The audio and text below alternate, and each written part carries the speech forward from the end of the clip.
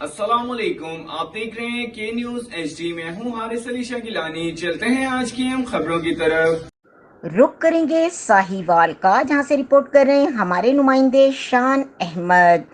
افواج پاکستان نے ملک کے دفاع اور حفاظت کے لیے بے شمار قربانیاں دی ہیں، جس کو فراموش نہیں کیا جا سکتا۔ پاک فوج ملک کی سالمیت اور دفاع کی ضامن ہے، دفاع وطن کی مکمل حفاظت کرنے کی مکمل صلاحیت رکھتی ہے۔ ہمیں اپنی افواج پاکستان پر فخر ہے اور پوری قوم افواج پاکستان کے شانہ بشانہ کھڑی ہے۔ فوجی تنصیبات کے تقدس اور سلامی کو پامال نہیں کرنے دیا جائے گا اور ایسے عناصر کو آہنی ہاتھوں سے نمٹانا ہوگا۔ یہ بات مرکزی صدر مسلم لیگ چودھری شجاعت حسین اور چودھری شافع حسین کی ہدایت پر افواج پاکستان سے اظہار یکجہتی کے سلسلے میں گڈ گورنر ہاؤس میں میاں اللہ یار کی قیادت میں ایک ریلی نکالی گئی۔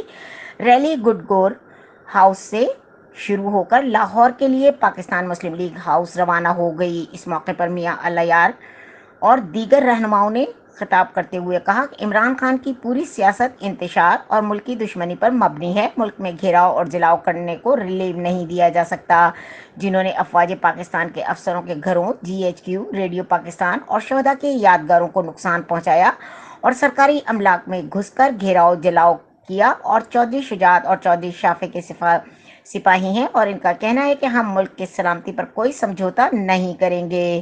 پی ڈی ایم نے عوام کو ریلیف دینا شروع کر دیا ہے۔ پیٹرول اور ڈیزل کی قیمتوں میں کمی کر دی گئی ہے۔ پی ٹی آئی کے عہدیداروں کا کہنا ہے کہ ہم نے کبھی بھی فوج اور قوم میں قحط پیدا کرنے کی کوشش نہیں کی۔ تو 9 مئی کو کیا تھا؟ کیا گھیراؤ جلاؤ نہیں کیا گیا؟ ہم کو شہداء کی وفات پر فخر ہے اور افواج پاکستان پر ناز ہے۔ فوج نے پاکستان کی حفاظت کی، اس لیے بے شمار قربانیاں دی ہیں، جس کے لیے مثال نہیں ملتی۔ مزید خبروں اور اپڈیٹس کے لیے ہمارے ساتھ رہیے گا۔ تب تک کے لیے اپنا خیال رکھیے گا۔ اللہ حافظ۔